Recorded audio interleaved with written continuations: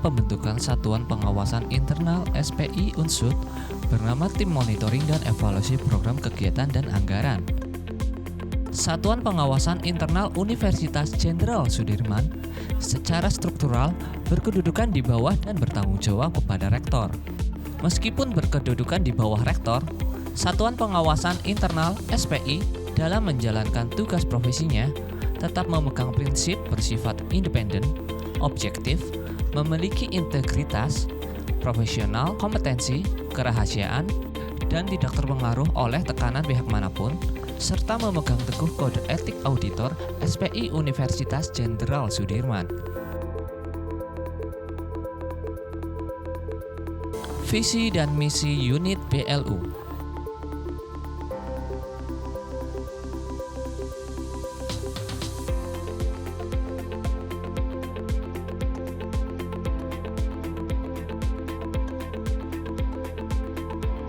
Sarana dan prasarana.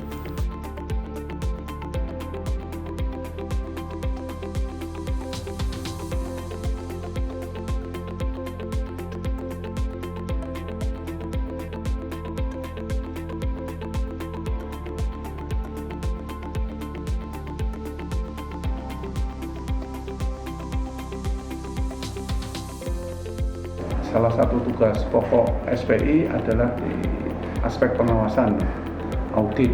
Adapun langkah-langkah yang dilakukan, pertama tentunya Ketua SPI menyusun rencana kerja, apa yang akan dilakukan, jadwal dan sebagainya. Kemudian nanti sekretaris akan membuat draft surat tugas. Nanti yang menandatangani surat tugas itu adalah Rektor. Jadi kami bertugas memeriksa atas nama dan untuk Rektor. Kemudian tim yang ditugaskan untuk tiap daerah, timnya beda-beda, unit itu melakukan pemeriksaan atas data, kertas kerja ya, pada akhir semester pemeriksaan ke unit-unit, ya, tiap unit.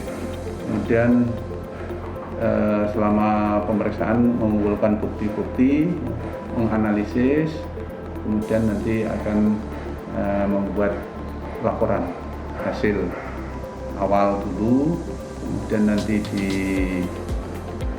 didiskusikan temuannya dengan unit itu, kemudian kalau sudah setuju nanti unit melaksanakan rekomendasi yang dihasilkan dari proses audit tadi. Kemudian di akhir tugas Ketua SPI akan melaporkan semuanya kepada Rektor. Nanti Rektor akan mempelajari hasil audit dan kemudian melakukan tindak lanjut atas rekomendasi dari SPI. Salah satu tugas Satuan Pengawasan Internal adalah review. Pelaksanaan review dilakukan selama anggaran dan penyusunan laporan keuangan. Satker atau orang menyerahkan data laporan keuangan yang berasal dari data setelah rekonsiliasi ke tim SPI untuk direview. Tim SPI melakukan review terhadap data laporan keuangan melalui penelusuran angka-angka dalam laporan keuangan, permintaan keterangan, dan prosedur analitik. Apabila hasil review menunjukkan bahwa data laporan keuangan belum disiapkan sesuai dengan standar akuntan pemerintahan dan dalam sistem pengendalian intern yang memadai, maka tim SPI membuat kertas kerja review tahunan untuk menjadi dasar bagi penyusunan laporan hasil review dan pernyataan telah direview dengan paragraf penjelas. Tim SPI mengirimkan pernyataan telah direview dengan paragraf penjelas dilampiri dengan laporan hasil review ke pimpinan terkait atau Rektor. Tugas pemantauan SPI dilaksanakan dengan prosedur. Pertama dimulai dari ketua menginstruksikan sekretaris, kemudian sekretaris membuat surat tugas pemantauan berdasarkan program kerja pengawasan tahunan atau PKPT. Yang kedua, kemudian sekretaris SPI mengajukan dan menyiapkan surat tugas. Nah, Kemudian yang ketiga, berdasarkan rencana kerja satuan kerja yang telah diterima SPI, maka dilakukan pemeriksaan pemantauan atas proses yang sedang berlangsung. Kemudian prosedur yang keempat, tim auditor membuat laporan hasil pemantauan kepada ketua SPI. Dan yang terakhir, sekretaris mengarsipkan laporan hasil pemantauan sebagai bahan pembuatan laporan akhir tahun. Sebetulnya dari tahap-tahap atau prosedur itu masih ada beberapa hal yang pasti ada yang perlu harus dilakukan, misalnya pembahasan oleh tim SPI. Evaluasi tugas SPI yang dilaksanakan melalui prosedur. Pertama, Ketua menginstruksikan sekretaris membuat surat tugas evaluasi berdasarkan program kerja pengawasan tahunan yang biasa disingkat dengan PKPT. Kedua, sekretaris SPI mengajukan dan menyiapkan surat tugas dari Satuan Pengawas Internal. Kemudian yang ketiga, Ketua tim pemeriksa bersama anggota yang lainnya melakukan rapat pemeriksaan atas rencana kerja Satker yang telah selesai dikerjakan dalam bentuk dokumen. Kemudian yang keempat, tim auditor membuat laporan hasil evaluasi kepada Ketua SPI. Kemudian yang terakhir, yang kelima, sekretaris mengarsipkan laporan hasil evaluasi sebagai bahan pembuatan laporan akhir tahunan. Ya, salah satu tugas SPI berikutnya adalah konsultasi. Jadi kami sebagai Satuan Pengawas Internal Universitas Jenderal Sudirman memberikan jasa konsultasi kepada unit-unit kerja, di mana prosedur dari permohonan konsultasi dari unit-unit itu diberikan kepada atau diajukan kepada ketua, kemudian nanti ketua SPI akan menjawab permohonan konsultasi berdasarkan skala prioritas. Kemudian ketua akan menginstruksikan sekretaris setelah mengetahui skala prioritas untuk membuat surat tugas konsultasi berdasarkan permohonan dari unit-unit kerja.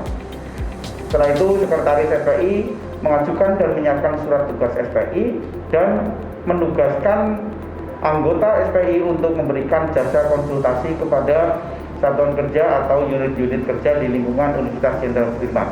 Selanjutnya setelah tugas selesai, tim auditor membuat laporan hasil konsultasi kepada ketua SPI dan selanjutnya laporan itu akan dibahas untuk level pimpinan dan sekretaris terakhir mengarsip laporan hasil konsultasi sebagai bahan pembuatan laporan akhir tahun.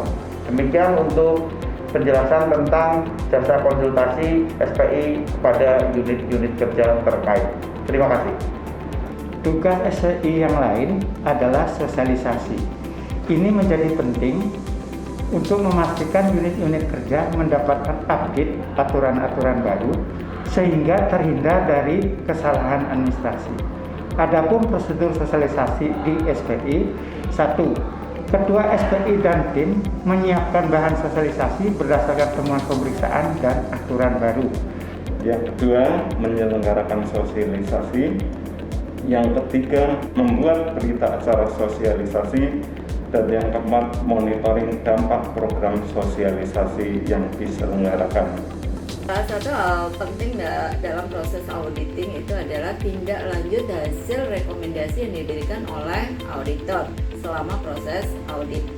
Agar tindak lanjut itu menjadi optimal dan sesuai dengan tujuan yang diharapkan, maka harus dilakukan monitoring oleh tim atau oleh auditor. Nah, SOP itu sendiri di SPI sudah dibuat atau sudah ada SOP terkait dengan monitoring tindak lanjut. Nah, biasanya ketua SPI akan menginstruksikan kepada sekretaris SPI untuk membuat surat tugas monitoring. Atas instruksi tersebut, sekretaris SPI akan mengajukan dan menyiapkan surat tugas. Setelah surat tugas ditandatangani, maka tim monitoring akan turun ke lapangan. Nah, proses monitoring itu sendiri biasa dilakukan dengan tim akan melihat, akan menanyakan bagaimana proses tindak lanjut yang dilakukan oleh auditi dan sudah berapa prosentasenya mereka sudah melakukan tindak lanjut yang direkomendasikan oleh tim auditornya. Nah, salah satu hal yang terpenting auditor itu adalah selain sebagai auditor, tugas auditor atau tugas tim SPI itu adalah memberikan konsultasi. Nah, dalam monitoring ini akan dilakukan diskusi dengan tim auditi, maka dari diskusi itu akan bisa diketahui kendala apa yang dihadapi dan berapa persen kemajuan mereka. Nah, dengan kendala-kendala tersebut, tim monitoring harusnya bisa memberikan masukan, bisa memberikan pendampingan bagaimana bisa memperbaiki rekomendasi itu sampai sesuai dengan tujuan yang diharapkan. Nah, setelah selesai berdiskusi dan auditi sudah mendapatkan apa yang harus mereka lakukan, maka dibuatlah suatu laporan. Dan laporan ini nanti akan digunakan lagi sebagai dasar untuk melakukan monitoring tindak lanjut tahap berikutnya atau periode berikutnya. Karena itu monitoring tindak lanjut itu harus sampai selesai dan sesuai dengan tujuan yang diharapkan, karena salah satu tugas SPI itu adalah bagaimana bisa memperbaiki organisasi agar bisa mencapai tujuan organisasi secara keseluruhan.